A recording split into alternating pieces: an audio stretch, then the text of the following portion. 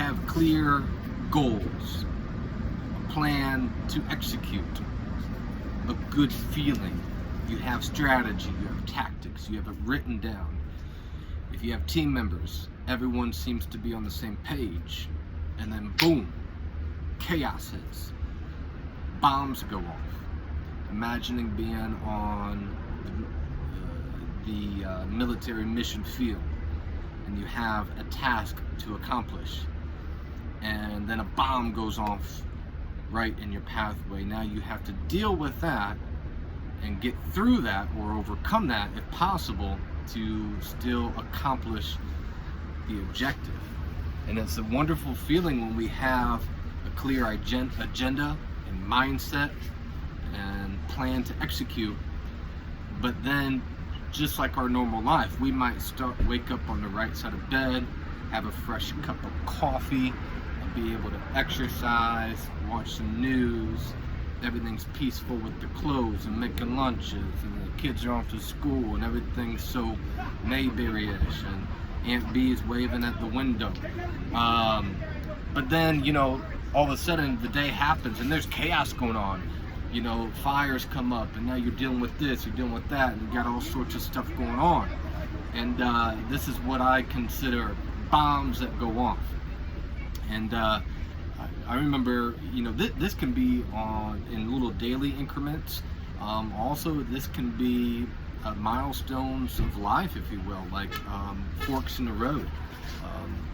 I had, a series in my life, one particular example where, just one bomb went off, and then it was followed up by another bomb, and it takes a long time to clean up from the aftermath. It takes a long time to learn to navigate through experiences like that and come out on the other side and be able to still tell your story and use it and leverage it as something to propel you forward.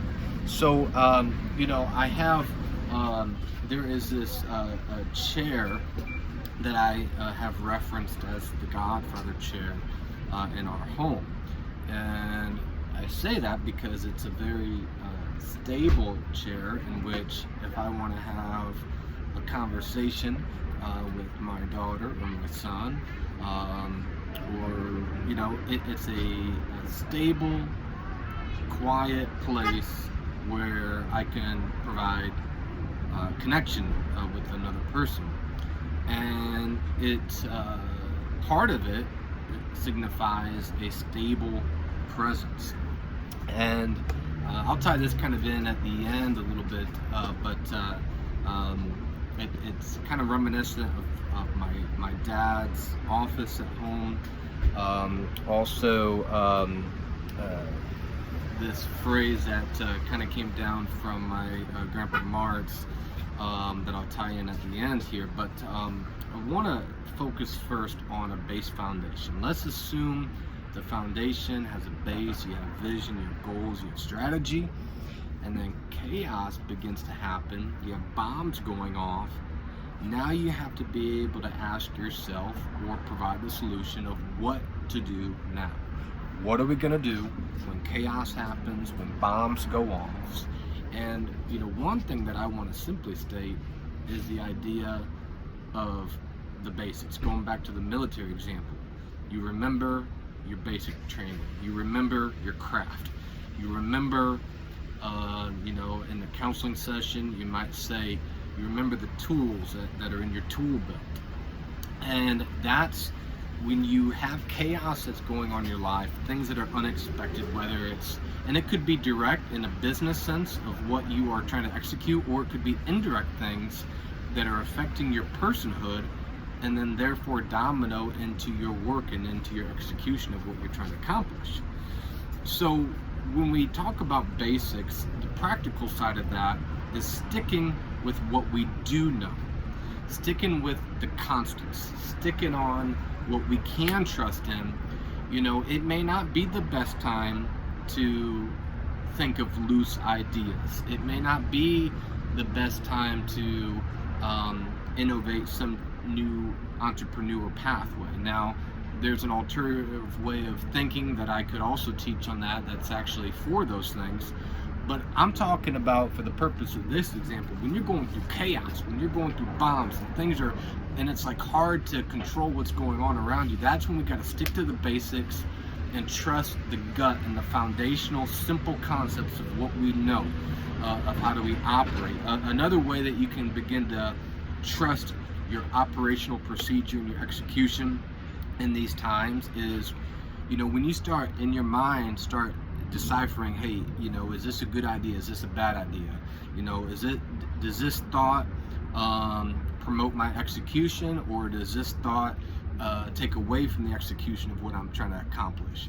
And one way we can test the waters with that is to recall counsel for accountability. That's the times where we can really gather ourselves to say, okay, I remember that mentor said this, I remember that teaching lesson, that experience that I went through a couple years ago.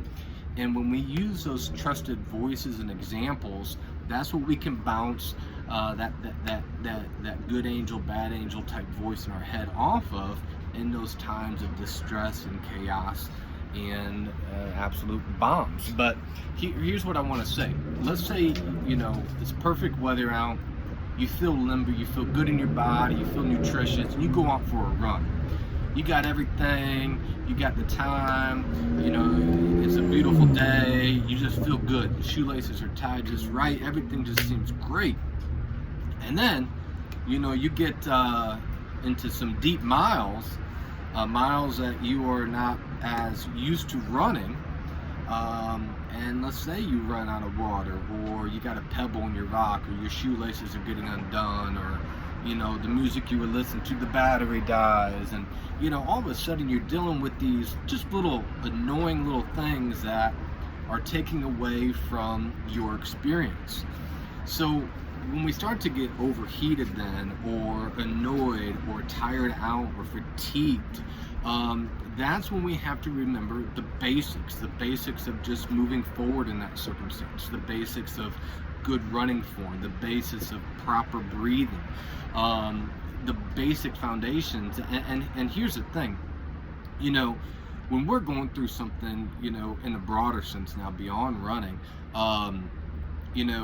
we might get help from other people. We might be able to leverage contact and networking and leverage strength from others. But eventually there comes a point in time where you have to go it alone. You have to just, the music may not be with you on the last 3 miles. The water bottle may not be there. The shoe comfort may not be there on that last mile or two, but somehow you got to find a way to emerge from that cloud of dust, that sandstorm, if you will, and be able to proceed forward. And eventually, when we go through chaotic times of bombs, we have to be able to go it alone at some point. When we're going through things in life, we might be able to count on mentors and counsel and read this book and that book. But when things get to a point where it's so chaotic that you can't manage it, that you can't control it, the only thing that you can control is your personhood. And somehow you have got to have the confidence that when all this chaos is going, you got to know that, hey, I am going to make it through. I am going to get through this. I am going to get through the next day, and then the next day. And sometimes just having that persevering, I will survive. I will survive. And having that mental approach that sometimes, eventually, you just got to go it alone. You got to finish that course. And what happens in hindsight then, when we go through these times, is that is what builds a brand in your life. That is what builds legacy, foundation. That's what builds personhood and influence. Going back to that Godfather chair representing, picture a room where it's a stable chair, like a strong leather recliner. When you're sitting there giving counsel, it's very stable. You're in a strong position, your stature is there, you're calm, you're collected, you're composed, and it's a organized time in which you are orchestrating the conversation. But as we develop, we learn that we're not always conducting leadership, even of our own selves, in ideal situations. So what happens, really, the whole key element is to learn how to bring that Godfather chair with us wherever we may go. No matter where we go, it goes with us. So what that means is, even though I'm not in the ideal circumstances, even though it's not on my time, my term, I'm not in my office chair, it's not a organized, scheduled appointment, I still, while there's chaos going on and bombs, I still have to be able to take a deep breath, have composure, and be able to conduct myself in that composed presence, even in the midst of chaos, bombs, circumstances not being always ideal.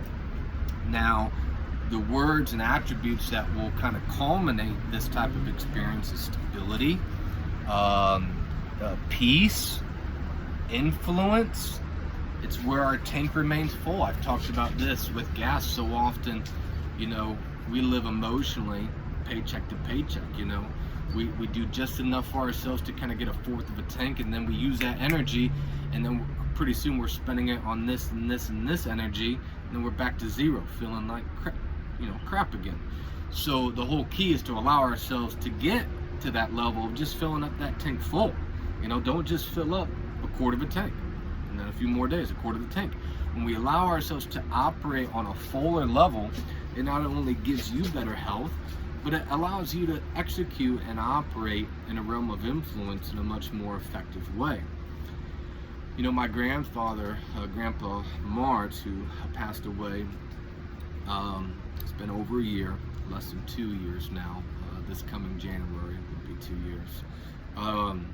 There's a thing in the family where it used to be that you would have a session. My dad and my 3 uncles, they gave Grandma some challenge during the day.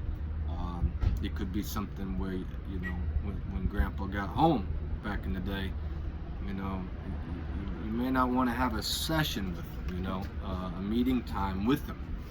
And I remember growing up too, us having that terminology with Dad, and it was called having a session, and when I give that in this example,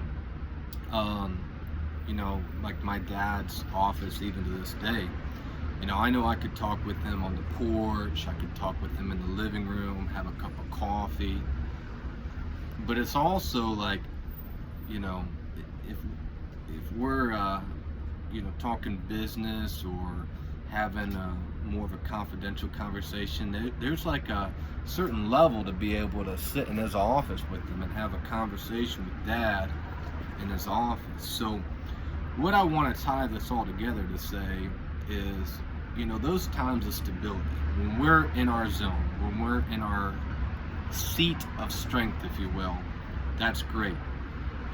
We work really hard as leaders to even find that space and to establish that space in our lives, and it takes a lot of work to even get there.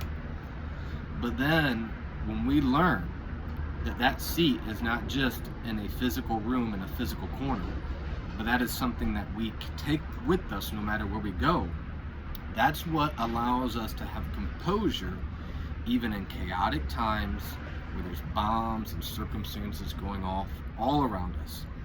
And I just want to encourage you that when you get in those moments, whether they're little moments or huge experiences in your life, leverage those basic understandings, leverage past lessons, and then at some point just know that you're going to have to go it alone and finish that course. And you can do it. And you have the composure and poise and wherewithal to do that. We believe in you, Martz Leadership Services, and I hope you enjoy the rest of your day.